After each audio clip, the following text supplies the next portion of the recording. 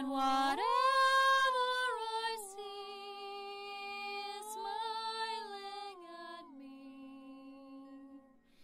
Love is who I am.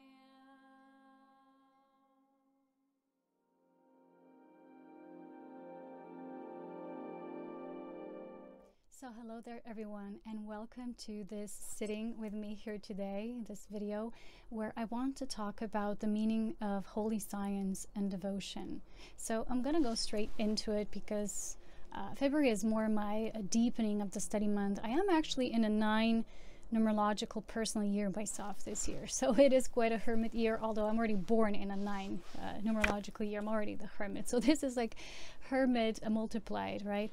But I want to talk about the meaning of cultivating devotion, because as you know, this is my favorite word, and I was born with the energy imprint of 13 universal energy and devotion energy. So I have this in my natal signature, and it is my passing gift. And for me, this devotion to spirit is devotion to love and cultivating love. If you have been watching the Ascension update for February, this topic came through very deeply, very specifically.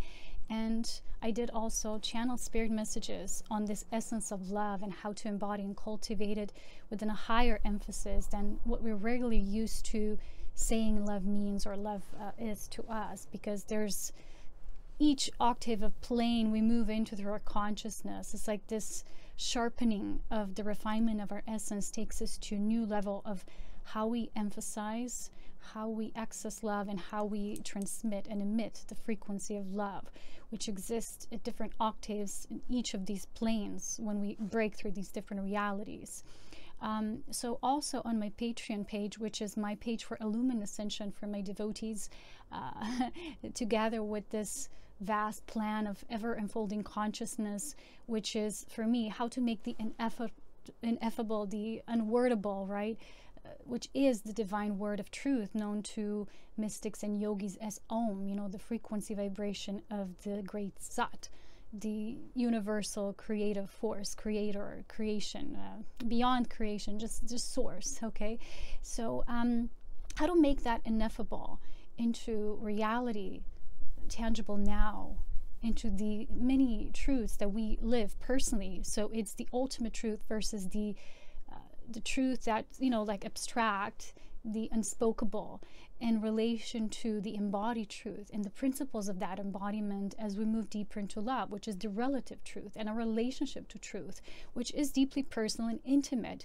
And we can get it outside of ourselves. You know, we have this massive obsession with taking in content that is totally irrelative to our true spiritual development. And you have addiction to social media and flat or superficial relationships that you cannot really formulate online and in these shallow exchanges of energy, instead of building that deep intimacy within you, cultivating through source, and then bringing it into your body first, that relationship of the self with your body, so that you can bring the unspeakable or the ineffable to and through your body. Because this is not just a path of moving upwards, you know, expanding the consciousness, but bringing that expanded consciousness of life into physical form. And that is the pathway that I'm teaching for quite a while now, and I call it Illumined Ascension. And it's a path of life force cultivation, because the more you refine yourself, the more subtle you become in the awareness of various bodies you have, the more you will be possessive of control of the vital life force processes, which makes you more aware of moving through different stages, you know, knowing yourself at the physical, most physical level of gross matter, and then moving further and on. And now we're finding ourselves in this precipice when more and more becomes available to us in terms of our magnetism. We're expanding into the understanding of how magnetism actually creates, and the combination, which is the polarized union of electricity and magnetism and all the currents of life flowing through. And the essence of life is spirit. It's the realm of pure Holy Spirit. And it's also the realm through which we, when we access it, become baptized. You know, that means totally purified. For me, that means to be purified of all the gross that kind of binds us into the structured, dense reality that's basically the Maya, or the great illusion, the world of darkness. So this is very important, and a part of our evolutionary journey is to unveil that sacred truth within us, that in no longer, in no way is the same as, you know, half-truths, misconceptions, distortions. The relative truth is still truth, and yet it's intimate only to you. It's the way you experience Source, the way you connect to what people call God, the unspeakable, the omnipresent, the omniscient, just essence, right? So this does not imply you can just do anything. You know, there's no divine law here implied. It's just whatever it is, that's my truth. Even if it's at the expense of ego, that's not truth. That's still a distortion, and it's still a product of ego. What I mean here is that to bring the ineffable into our embodiment is the knowing of the relative connection, the relative truth, which is so unique to us, and how deeply meaningful and important that is. That we're not just this minute creatures here, right? And that's all there is to it. So in that meaning, I want to share something with you that for me, I believe is a very beautiful work of art. It's very simplified, very kind of like structured, pointed to every degree and facet, just moves through the key points of awareness here, as in what it means to cultivate the great essence of life through our bodies, which is what yogis have been doing. A lot of people nowadays, as you know, I've been talking about this before because I'm so passionate about it. When people talk about yoga as just asanas and postures, and everyone is doing yoga just physically, but they're not living a life of integral yoga. Here, the focus in holy science is more on the so-called bhakti yoga, which is basically the yoga of heart, the devotion. And I live that yoga. It's like basically most of my awakening life, even before I was very much doing it unawareingly. It was just coming through a different flow and a different structure than now. It's just wholly conscious. And why it's so important to regulate this in our bodies, because it's through the body that we know the beloved. It's through the body that we are the beloved. The yoga of union is that illumined union I talk about, is a complete unification with all these aspects of the self, and then moving eventually to becoming the self-actualized and purified, baptized, as the great mystics call it, soul, in essence. And then your job is not just to go back and not exist, but to precipitate in wherever you are with love. Because you're not only, as the holy science perceive it, you not only reflect the light of spirit, but you now move it through you. It's like baptizing, it's moving through you. It's like flowing as it's represented through the many great scriptures as the rivers of life flowing, right? They have different meanings given through sacred rivers. But it's basically the meaning of that absolute overflowing of the light through you. But it's not accessible, it's not available without the conscious practice. And that's why the holy science is not perceivable in the mind alone. It is accompanied through many great practices. It is a part of devotion and cultivation, knowing yourself, knowing your vital life force, knowing the processes in your body, but first and foremost, knowing how your body is composed. And today I will recommend to all of you this beautiful, very short, but so meaningful and so purposeful book. I love this man, Swami Sri Yukteswar. He was a great ancient, again, sage master, a guru, and his book is called The Holy Science. He was, I believe, the guru of Paramahansa Yogananda, who also became his own guru and the bringer of,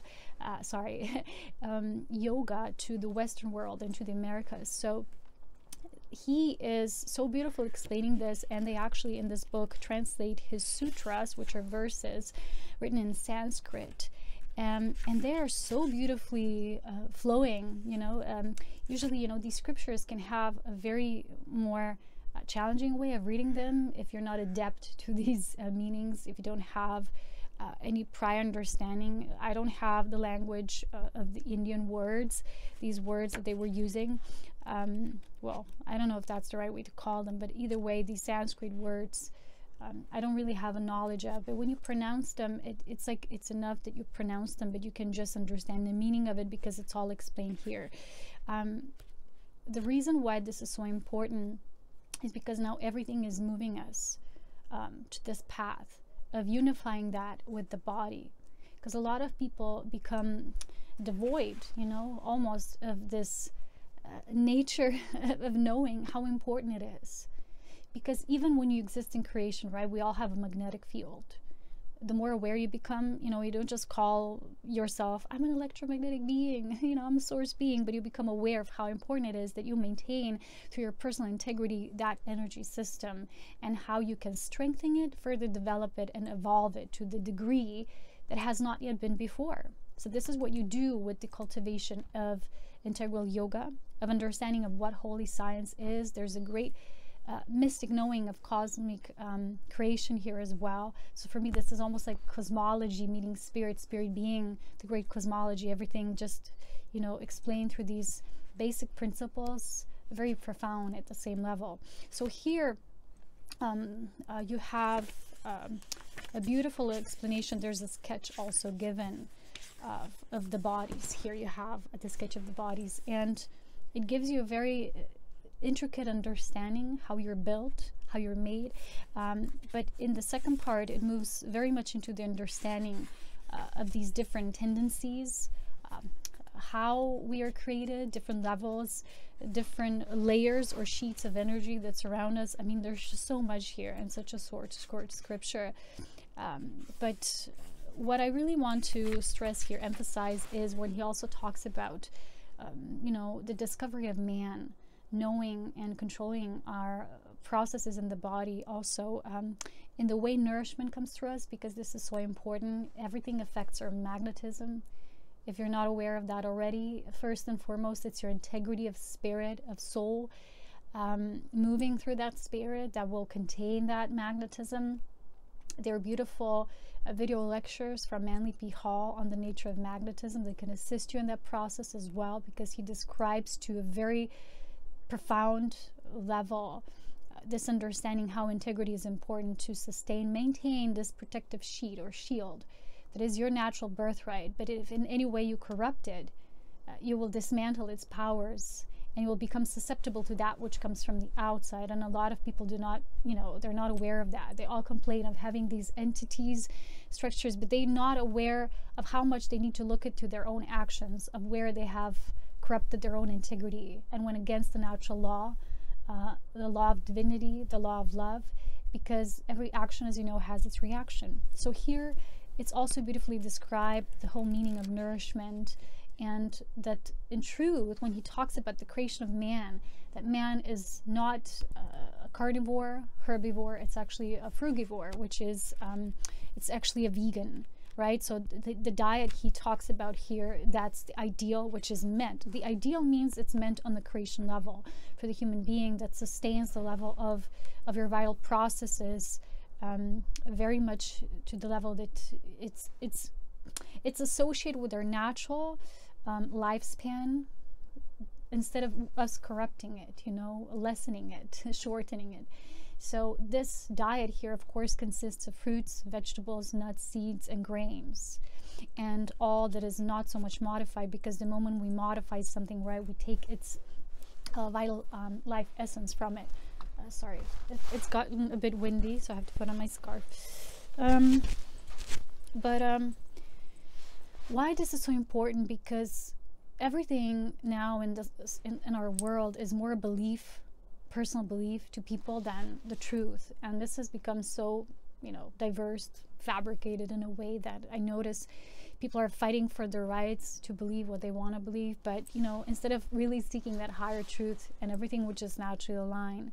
So there's a higher road and there is a harder road and the harder road will lead you through many, you know, traversing troubles, difficulties that you don't necessarily need to have as a human being, as a sovereign entity, because the moment you naturally begin to sustain your field, becoming the living embodiment, of what the holy science is just everything will align. But we want to do the outside first instead of coming into this alignment, which, you know, it's not really how things work. I want to read you from the last part, which is on love, which is basically the conclusion. It's not the sutras themselves, but I believe there's this beautiful conclusion about love, because when you become truly the embodiment of love, and there's different stages that man goes through, there's also different ages that are described here as a consequence of that incarnation of a certain type of different heart essences, right? Because he talks about different levels of the heart, you know, as being a dark and then an awakening, or the warrior heart. Then the heart, it is still, right? And then it moves to higher levels of the heart, right? Then the heart becomes purified, right? And then the last level of the heart is clean. It's fully clean. It's the heart of the source, heart of unity. Yeah, so in the part of the purified heart, the heart is based on devotion. It's the devoted heart. And this is the essence of my message here today, why this is so important. And I want to read you this conclusion. So here is a beautiful verse. It's from a poet, and it says, "Love rules the court, the camp, the grove, the man below and saints above. For love is heaven and heaven is love." And it's even described here that without contemplating and cultivating this love, you cannot enter that kingdom of God, or, you know, this is your natural birthright, truly. The power of love has been beautifully described by the poet in the stanza quoted above, and this is Sir Walter Scott. It has been clearly demonstrated in the foregoing pages that love is God, not merely as the noblest sentiment of a poet, but as an aphorism of eternal truth.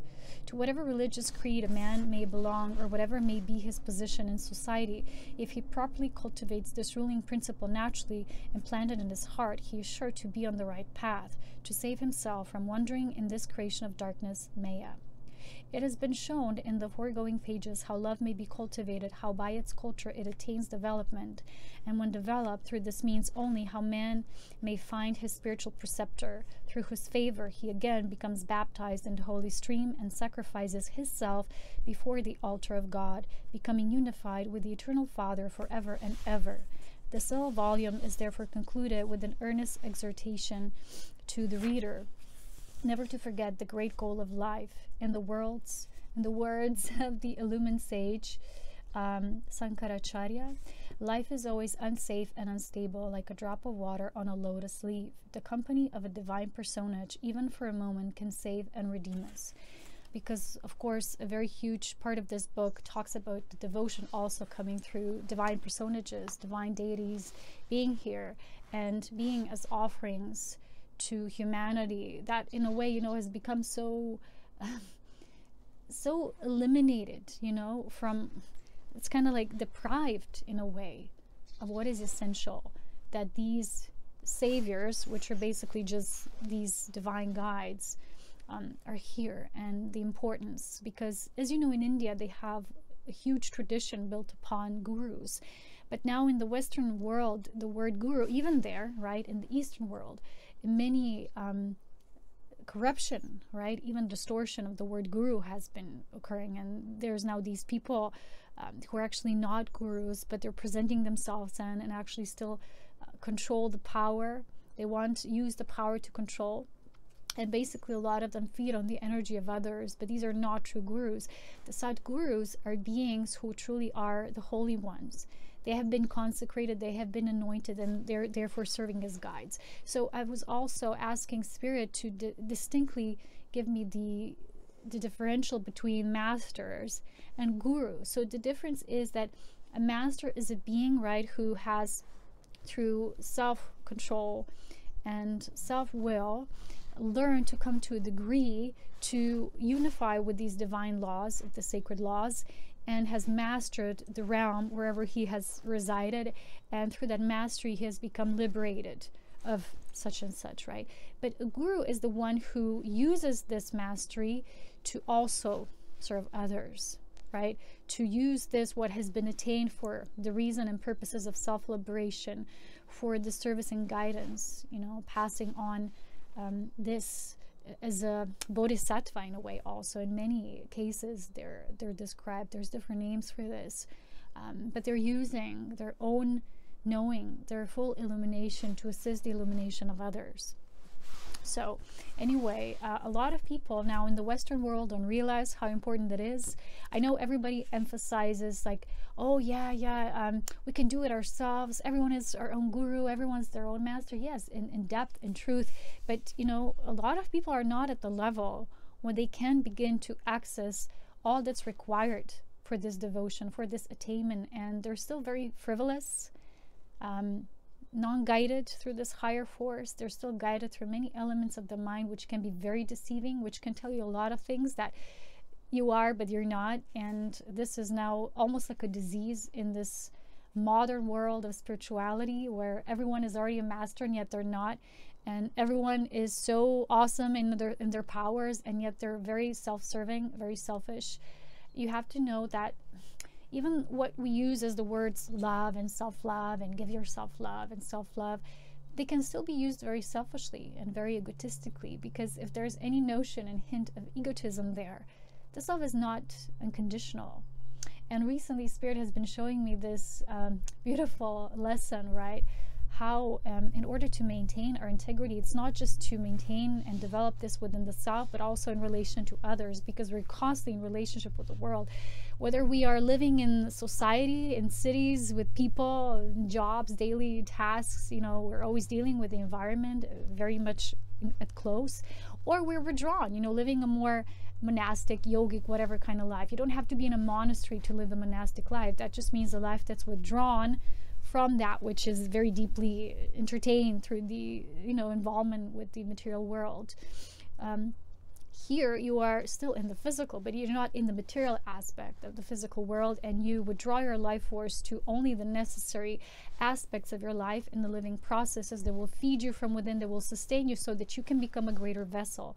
Also to distribute that light evenly through yourself, through your channels, whatever it's necessary needed, and then to assist others in that process once you yourself are fit to do that. Because there's many people who consider themselves fit to do that, and yet they're not, because they're not doing what's truly necessary through these rites. And these are very, very important rites.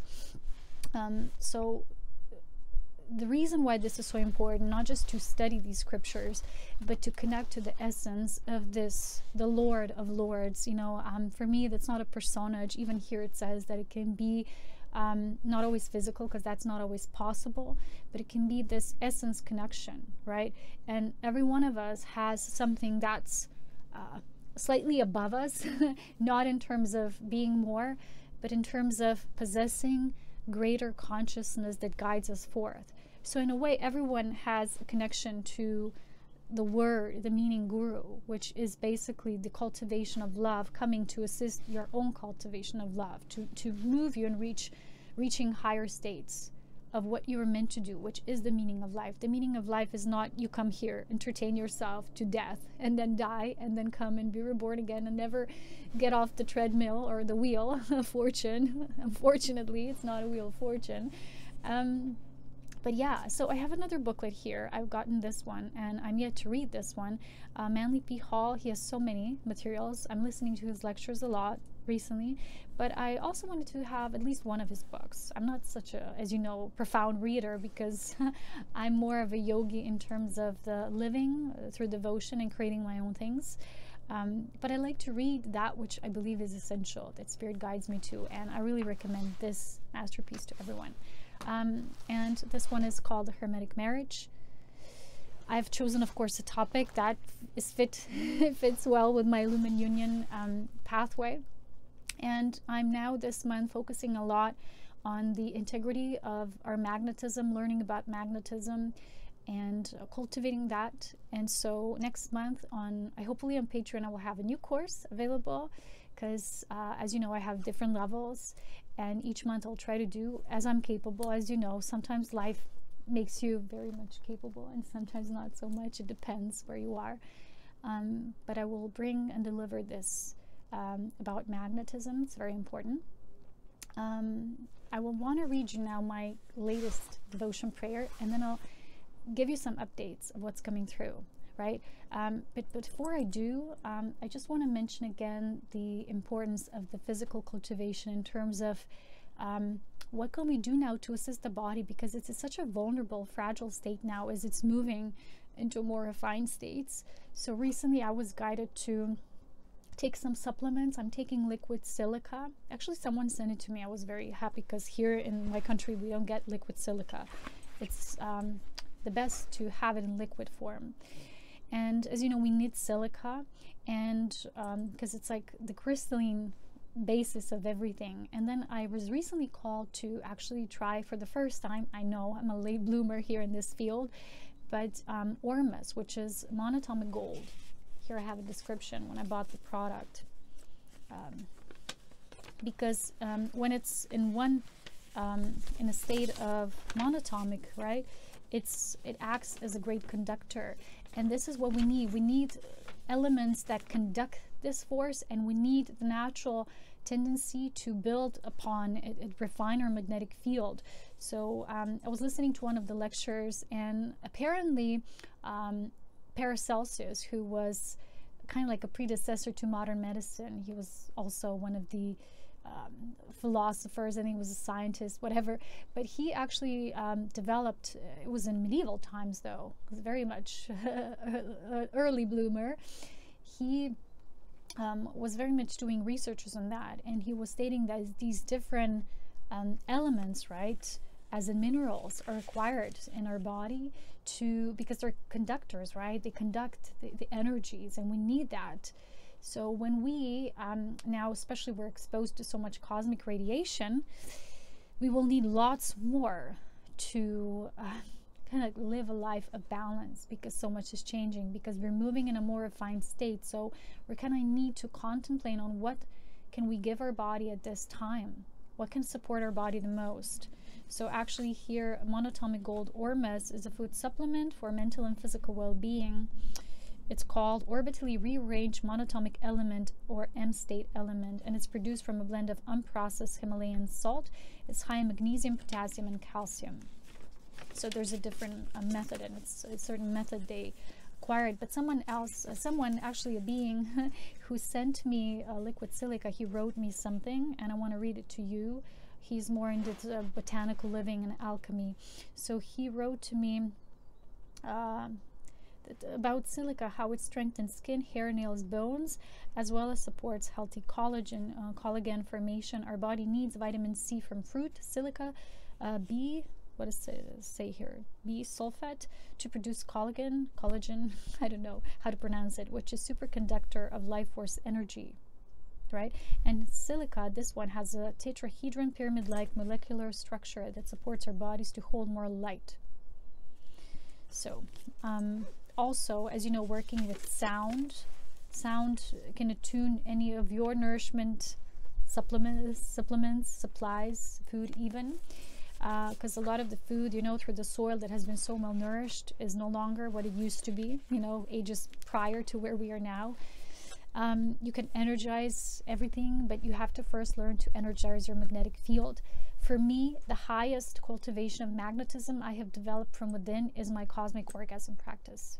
I have a whole course about this, and when I do this, you will not know, but it's explained in this book. I think it's in this one, about the connection of these nerves, right? So we have the spinal column that connects, and these nerves that are a part of the spine and the base, right? And it's a part of our sexual orgasm, and then how these connect here, right? Third eye. And for me, when I do the practice and I raise the energy, I get supercharged. I literally see stars, and my third eye just opens, and it's more prone, you know, it's more strong than anything I could use as a supplement coming from the outside. So I just want to emphasize that again, that life force work, life force mastery and cultivation is the most essential before you take anything else in the body. This creates the enhanced magnetic nature. And then when you become like more conductive, which means you'll be able to get more light in the body, because you can be in the light, but that doesn't mean light can be in the body. Light has to learn to live and dwell in the body, so that you are a house of the dweller, which is this nature of spirit. So consider now that there's much available. I have a life force mastery course. I have a sacred orgasm course. All of this is available. It's just, for me, it's amazing because I can see direct results in my body. But I wanted to emphasize these because it is important to bring that into the body. So I will read you the devotion prayer, tell you some updates, and then we're done. So the devotion prayer to increase your level of connection to spirit. You know, I'm doing these prayers now. It's very important because I've mentioned the prayer importance in the previous video. Why? Because these are sacred words of power. You can use mantras as well. You can use any form of chanting, but for me, when I write my own prayer and they're really coming from that highest state when spirit speaks to me. So I put them, and they're almost like poems at the higher level. It's kind of poetic, and yet they're prayers. So this one is a prayer to devotion, of devotion. Above it all, I stay centered in devotion, for it represents love's highest notion. My connection to spirit is strong, as I aim to embody its light in the overflowing of life. My focus is the essence of love that emanates from my illumined core. There the priorities of light are known. I know my path and purpose. I never stop or waver. Failure I do not know. I am the living testament of freedom from the norm, rising to the ever-growing fountain of truth in soul. In every circumstance and condition, I am love in motion and repetition. Love never fails, and neither do I. Love, I am yours until the end of time. It's almost like your commitment, your vow to love, and love has you. And love is that ultimate power. And without that, without cultivating that through Bhakti Yoga, there's nothing. We can talk about higher levels, we can want to access different levels, but it's all in the mind. So because of that, I was yesterday, after a very strong tantric practice here, I was outside because you know, we don't have good weather nowadays, but it was just 4 beautiful days, sunny days. Of course, they're smudging the skies today, as always. But it was just beautiful, and I was just here, and it's snowy and all, but I have my jacket, I have my woolen socks and my tea. I'm just staying here, reading, then contemplating, meditating. It's just amazing. And when you do that, when you, all these practices have to be in balance, you know, the spiritual contemplation, meditation, physical work, physical nourishment, spiritual nourishment, prana, tantric breath work, tantric exercise, you know, physical yoga postures for your straight posture. So you can be a vertical component of what comes and flows through horizontally. So it's all important. And if we don't engage in all of these, we're not in balance of the highest. You can exist in different levels of balance, but remember, the more energy will flow through you, the more responsibility to maintain this energy level will be, you know, necessary. You'll be asked to deliver more. So for me, you know, when I feel the rush of energy, it means the energy is very intense in the energy fields and magnetic fields as a whole, and I need to increase my own magnetism, and I'm learning how to do that more and more. And that's why I've developed these courses and practices to help you to sustain yourself as we're moving into this higher refined states. And if we don't do that, it's just the body will almost like these feelings, like you feel, wow, they're higher cosmic energies, but they can be disruptive to the system if the system is not lifted to a higher degree of receptivity. I've shared this before, and this will also generate shorter lifespans for people who are not used to this. It's just how it is. You have to understand the law of vibrancy and resonance and the rhythm.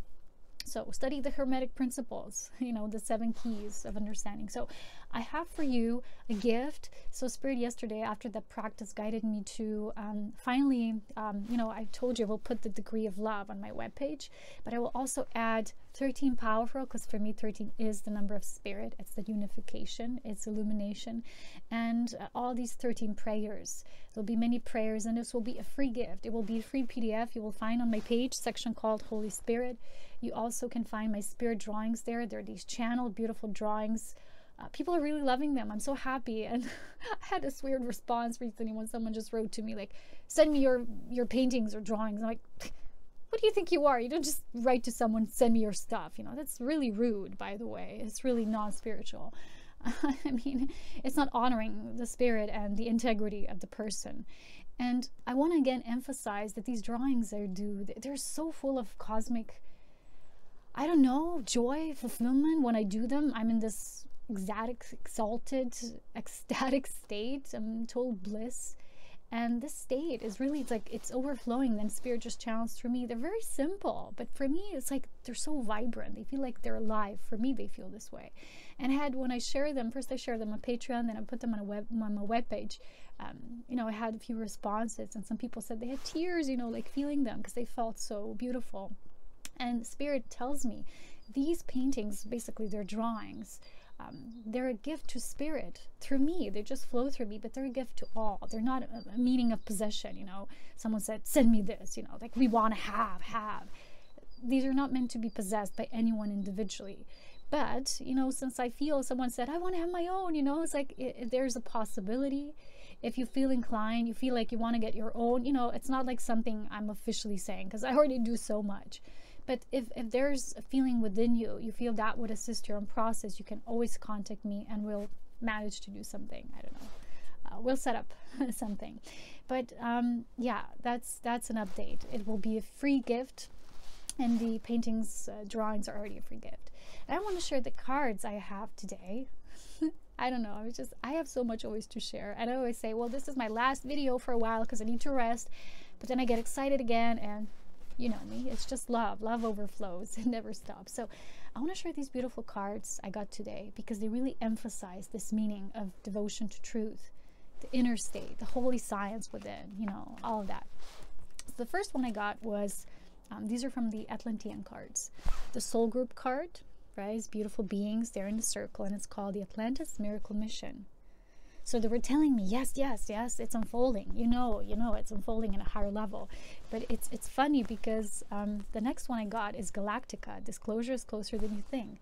So they were once again reaffirming that this mission, it's very much a higher mission. It's happening at the galactic level. Because I've shared with you before that there's beings who are going through this first cycle of ascension, moving upwards, liberating themselves. And then there's beings who are using their already liberated self, these are called volunteer souls, to move the rhythm of how energy manifests in this physical form at this time. So they did not come here to change themselves per se only, but they've also came to assist the change, the gradual evolutionary change of physical form.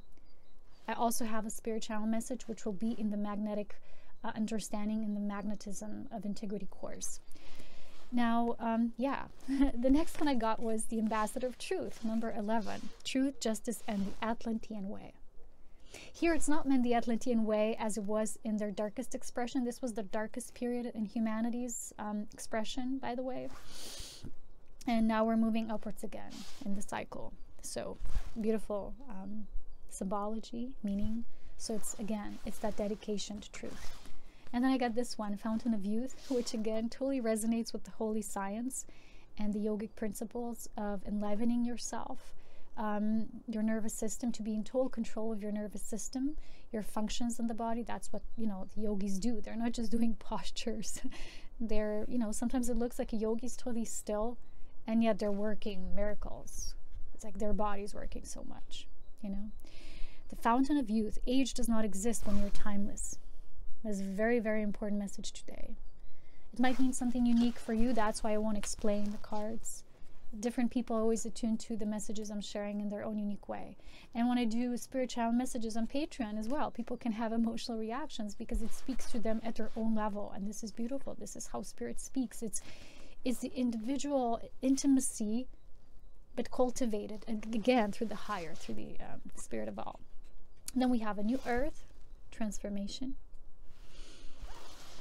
Beautiful. Then we have Michael Descent, joyful empowerment.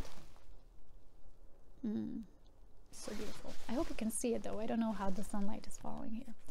The Orion Gate service. See? When devotion is cultivated for not just the internal, the self journey, but for greater good, that's called service, divine service.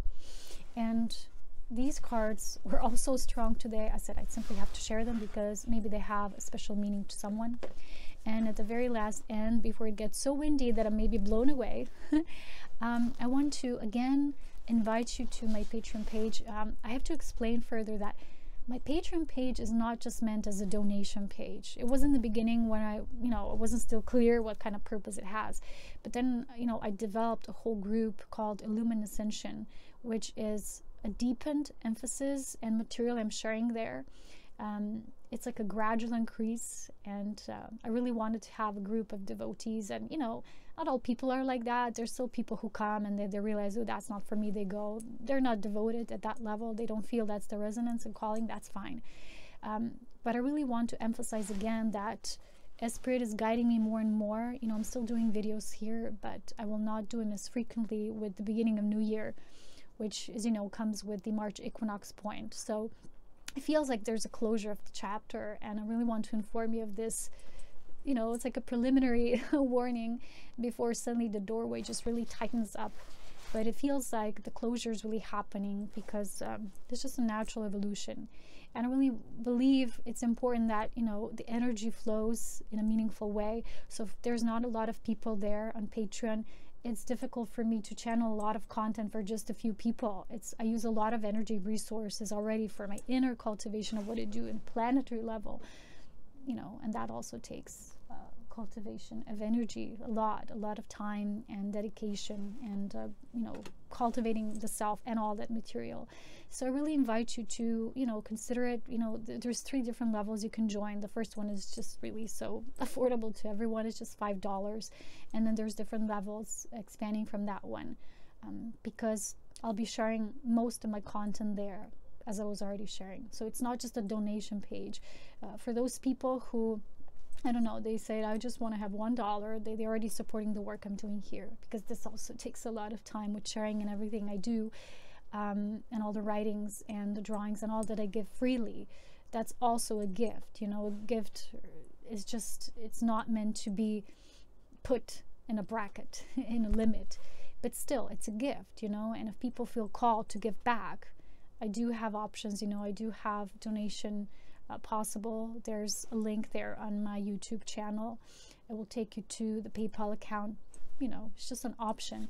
But I really prefer if people, you know, would join Patreon, because they also become a part of the group, and there's a lot of content there. It can assist the journey of becoming first.